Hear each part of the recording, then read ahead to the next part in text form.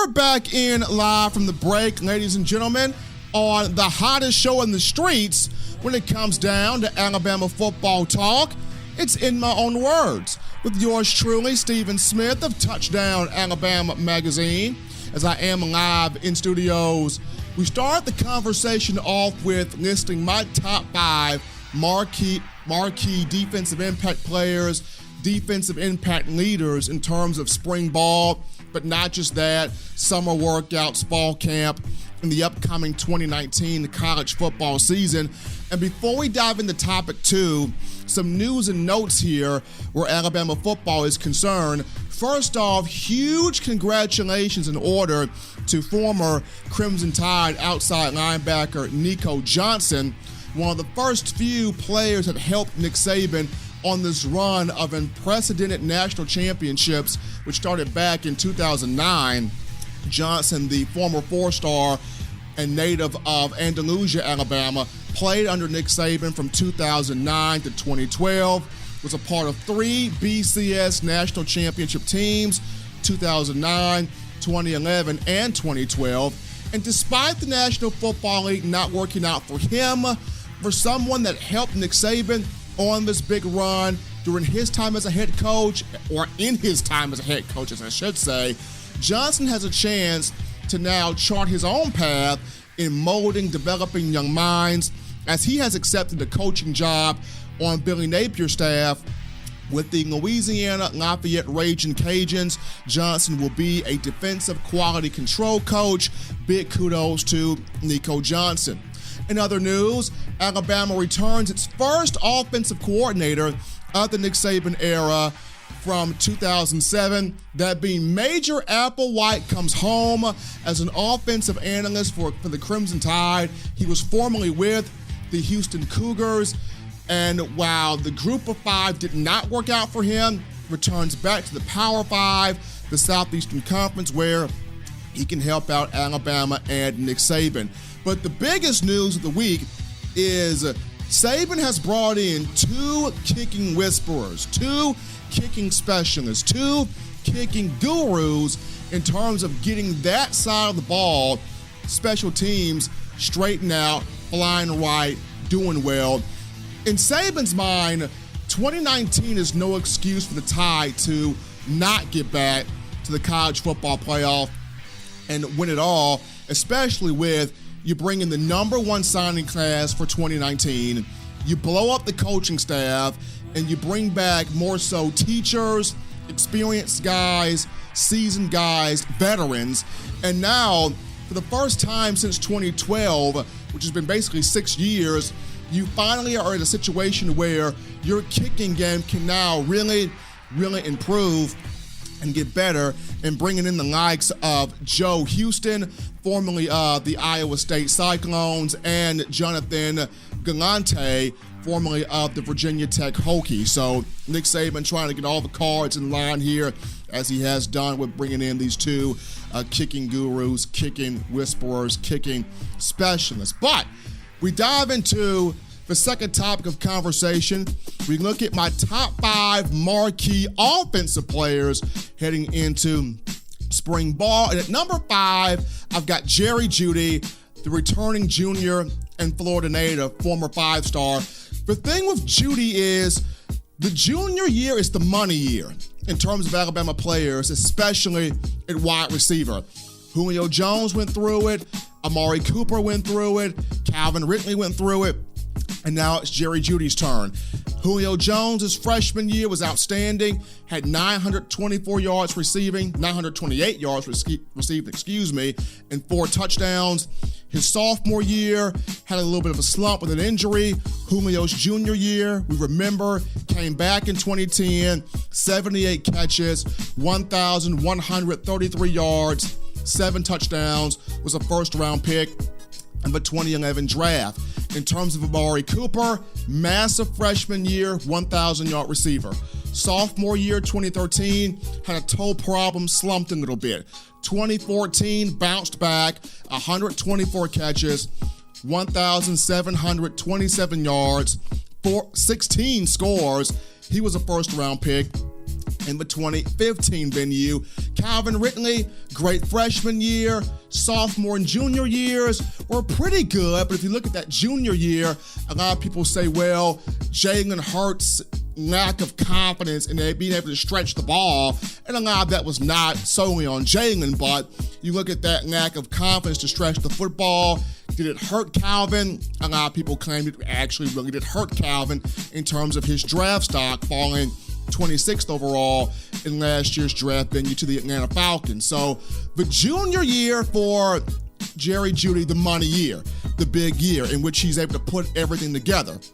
Now, this past year had a big season. 68 catches, 1,315 yards, 14 touchdowns.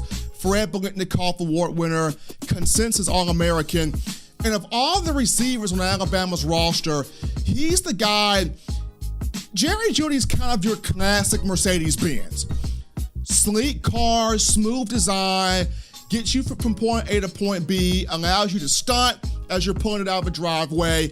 He can do a little bit of everything. He can do it all. Whereas Jalen Waddle's your Maserati, whereas Henry Ruggs is your tough, Dodge Ram, can get popped in the middle of traffic but can still go. And you got Devontae Smith as your old, reliable kind of Hyundai Sonata. You crank it up, it gets going. It may not be the sleekest car, but you crank it up, it goes from point A to point B. Jerry Jeudy is that Mercedes-Benz. Sleek, desirable, can get the job done. You can push a button, it starts it by itself. The windows roll up on their own. Jerry Jeudy's that type of guy, that type of car, that type of vehicle. He can do it all. And this season will be the money year for him, putting it all together in terms of being that top 5, that top 10 draft pick. Jerry Jeudy at number 5 for me. Moving on down here to my number 4, offensive impact player for spring ball for the Crimson Tide. Tua Tagovailoa at quarterback, returning for his junior year, second year as the starting quarterback. This past year, as a first-year guy, starting, did a lot of incredible things. Alabama averaged 45.6 points per game, 522 yards offensively per game. Both of those numbers the most under the Nick Saban era. We're looking at 8 games where Alabama put up at least 50 points or more. 2 of those games that put up 60 points. That was against Ole Miss and Arkansas. So Tua was able to bring a lot of excitement to an Alabama offense that it was not used to seeing in years past in terms of just scoring points at will. I mean, here's a guy that was the 4th 3,000-yard quarterback of a Nick Saban era, joining Jake Coker, Blake Sims, of course, A.J. McCarron, to 3,966 passing yards, 43 touchdown tosses on the season, 48 total touchdowns, which was the single season record for scores responsible for in Alabama history, to a Heisman finalist, a consensus All-American. But the big thing for him next season that I want to see is having that balance within the offense. By balance, I mean, as much as Nick Saban loves those quick strike drives, and he does, he loves those quick strike drives because it sends a statement early, but in the same breath that Saban likes the quick strike drives, he also loves that balanced attack to where you have those 10, 12, 15 play drives where you're leaning on that opposing defense, you're breaking their will, you're getting them tired, their hands are on their hips. It's like you stick a dagger in their heart and they bleed out slowly, and you watch them die as they bleed out slowly.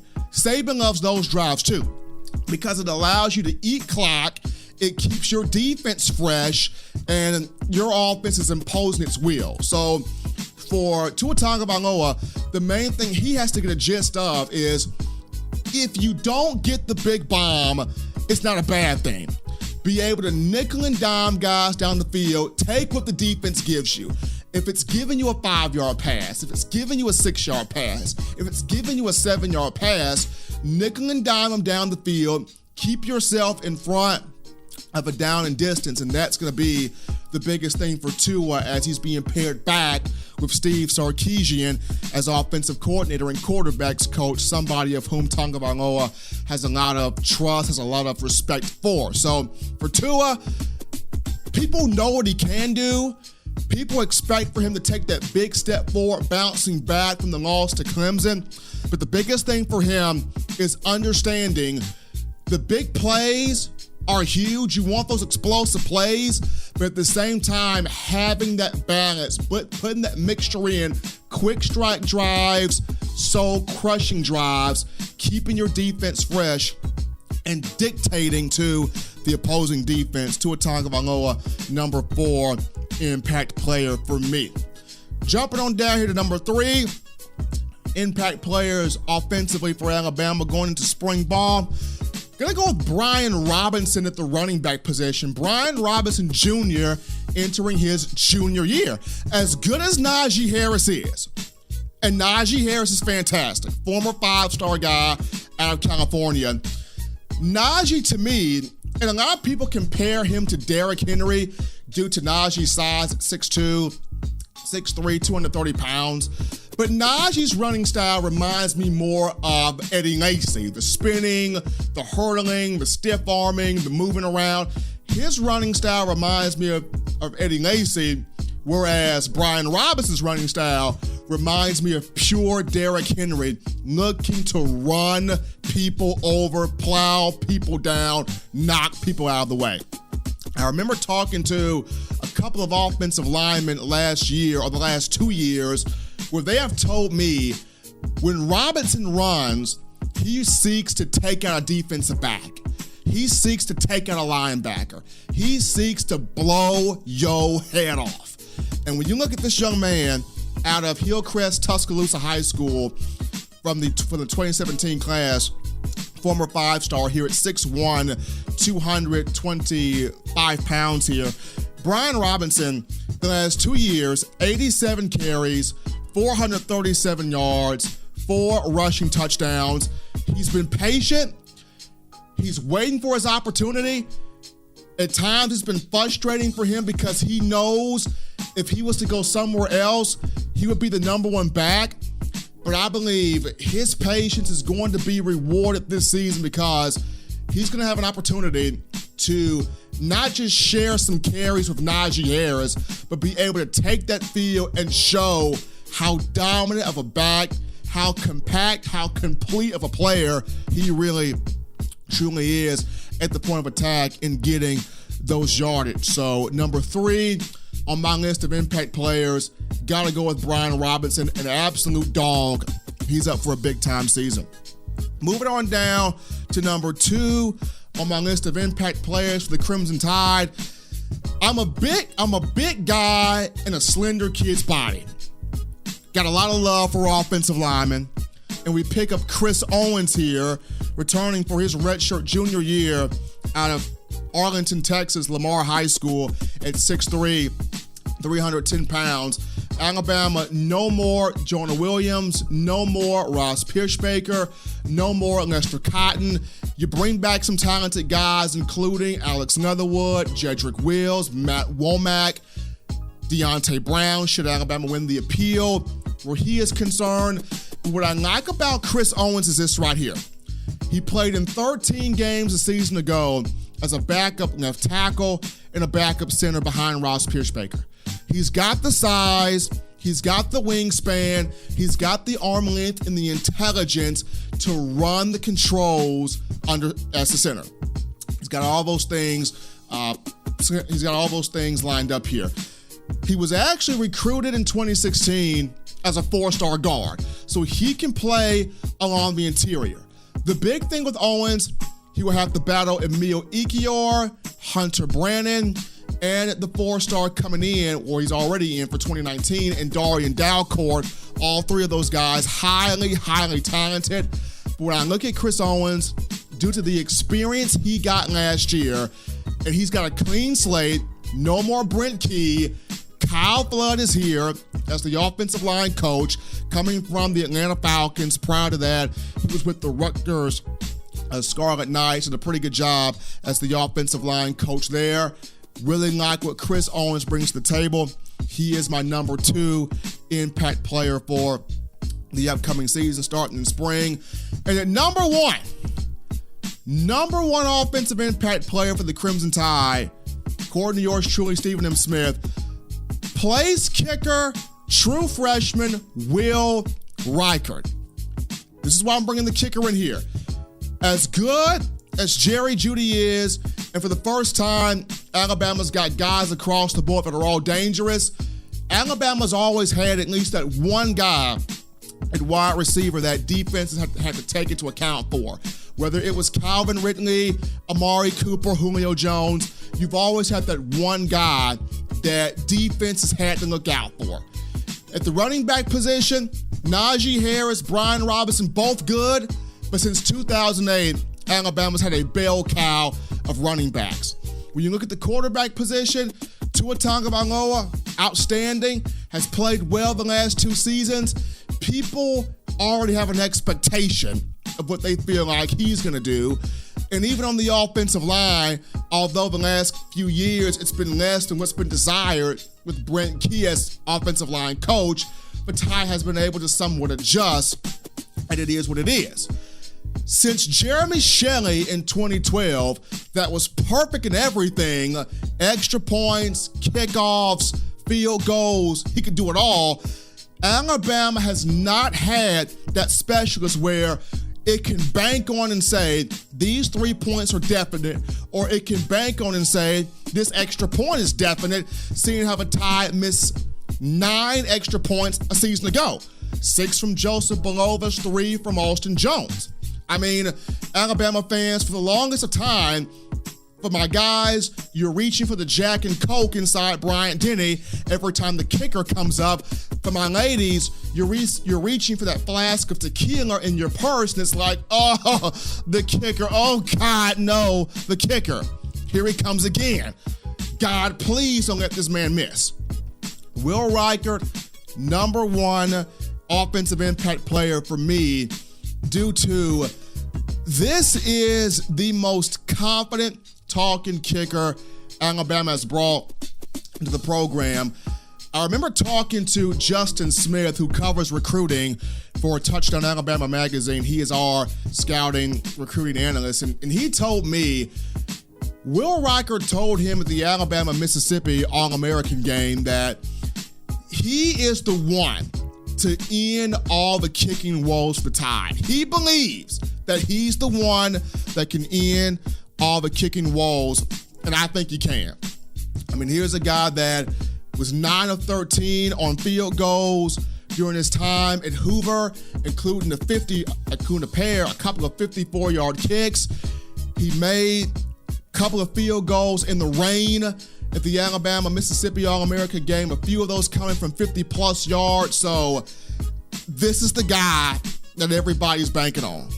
3-star guy coming in from Hoover, Alabama, top-rated kicker, and was highly regarded by the Chris Saylor kicking camp, by the Coles kicking camp.